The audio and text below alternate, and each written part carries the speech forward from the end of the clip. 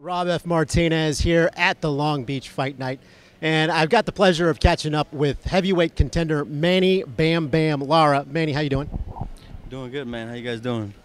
We're doing good. Manny experienced his first loss at the last Long Beach Fight Night. You had one that looked like a nasty knee injury. Tell me what exactly it was. It was a kneecap dislocation. So I dislocated my knee, and because of that, I tore my ligaments that are connected to the inside of my knee, which I believe are the MCL and PCL ligaments, and I had to get that reconstructed. So it's been a process to try to get over it. How long does an injury like that take to get over? I have about 4 months of rehab, and then after that, my comeback to my job to fighting won't be for 6 months. I know a lot of people aren't familiar with MMA at the local level. You and I were talking about that. Most people, when you ask them about MMA, all they know is UFC. Yeah. But Long Beach Fight Night is an actual professional organization. Yes. So I'm wondering, for people out there who don't know about this, what happens when you receive a medical injury like that? Who pays for that? Is that you, or is that insurance? How does that work? I have the event is overseen by the State Athletic Commission. So their insurance company, they have an insurance company, and they have to pay for the coverages because you're supposed to leave the venue the same way you showed up. So I didn't come here with a broken knee, so they have to repair it. They have to pay for the surgery, for the rehab, for everything. And actually, I have insurance through my work. I was working full time, and they paid 90% of the coverage. What do you do for a living? I was a hazardous material driver. I picked up hazardous waste. Are you off work right now because of your knee, or can you still drive? I can't work until March 11th is my return date to work. But you're being taken care of is what we're after. Yeah, the insurance company's taking care of me. I got disability right now that's taking care of me. It's not what I was making, but it's better than nothing, so it works out. You were on a 3-fight win streak prior to blowing out your knee. So now you're going to take some time off. What are you doing here at tonight's event? I'm here to support my teammate, Roger Baby Hook Shipping. Check him out. Chris Cully. Bye-bye. And just I'm here to support the people that supported me. And then Long Beach Fight Night was the first organization that kind of came after me and asked me to fight for them professionally. And it's just really humbling. I'm really blessed to have someone that wants me to fight for them. And if they give me that opportunity, I kind of want to try to give back to them and see what I can do to help them out. So you're going to be going in the ring at some point and making some kind of address, speech, announcement? Yeah, I believe it's right before intermission that they want me to go up and just say thank you for all the well wishes and whatnot.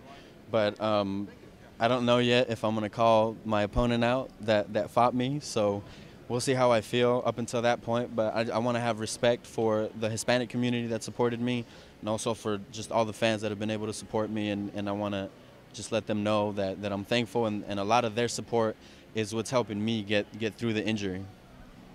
How much time are you planning on doing once you get into the ring and start talking? They don't really have a time limit. They just told me we're going to go up there, ask you a couple questions, and then, it's going to be a little interview process. So, because myself, I'm a stand-up comedian. Yeah. You came to my show It was awesome. a couple nights ago. It was all right. It was all right. It's all right.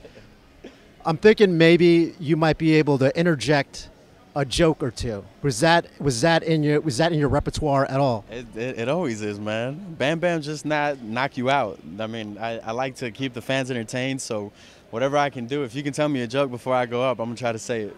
Well, I don't have any MMA jokes prepared, but I just thought maybe if it's an MMA crowd, you might want to try some MMA jokes. If I try the joke, are you gonna get me to perform at the Improv like you did?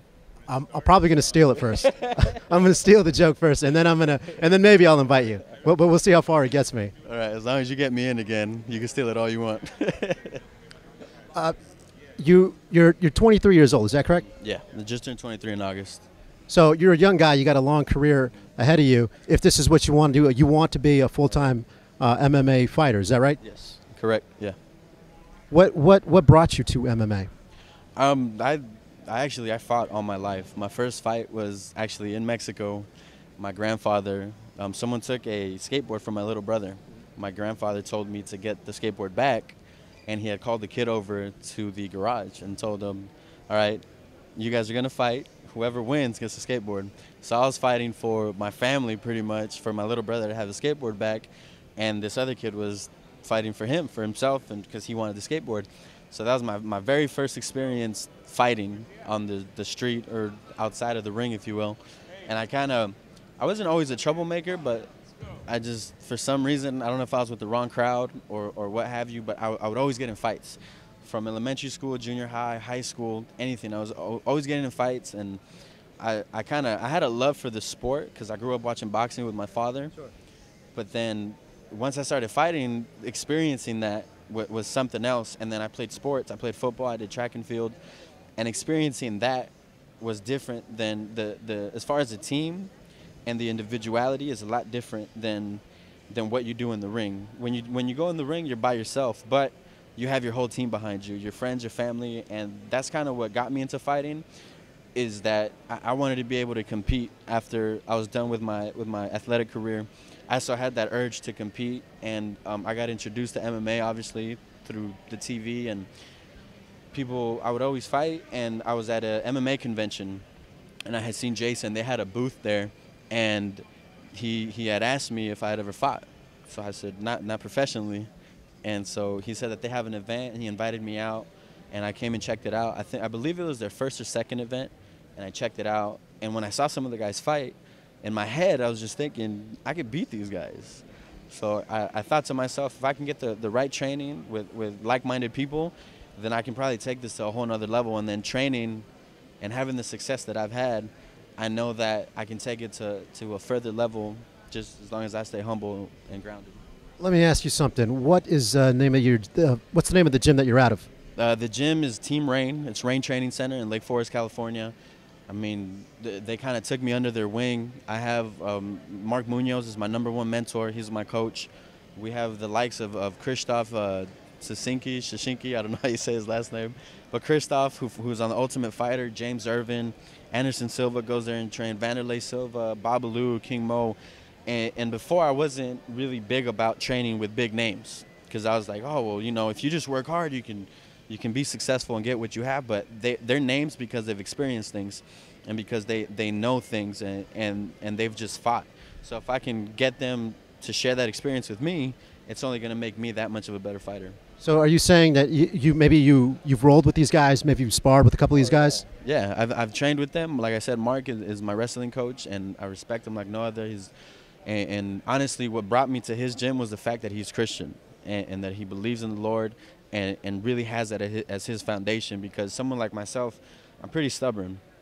So, and I always thought that I was strong-minded, and if I can have my mentality and my mindset and my will along with God's support, it's only going to take me that further. And I know it's real controversial, but and that's the only reason I really believe why I've won all my fights the way I have, because my fights were knockout or TKO, and like I said, training with these guys is only going to help me out, and I just have to stay humble and stay a student as long as I'm under their wing. And I know that one day I'll be a champion, and I'll make my family and friends proud and the Mexican people proud. Well, you know, they do say Jesus never tapped. No, he didn't. And that's not my line. I mean, that's a bumper sticker I've seen around. So sorry if I stole that one. I didn't mean to, but I have credit to whoever actually wrote that line. All right, Manny, it was good catching up with you. We're gonna film you going in and giving your speech. Maybe follow you around, and good luck to you and your fighter tonight. Yeah, man. Thank you very much. Go watch his show, baby. Watch his show. When are you performing next? I'll be at the Ice House on Thursday. I'm trying to get this interview up, but yeah, tell him to come. Ice House on Thursday. Go check Rob F. Martinez out. Go to his website, robfmartinez.com. Thanks a lot.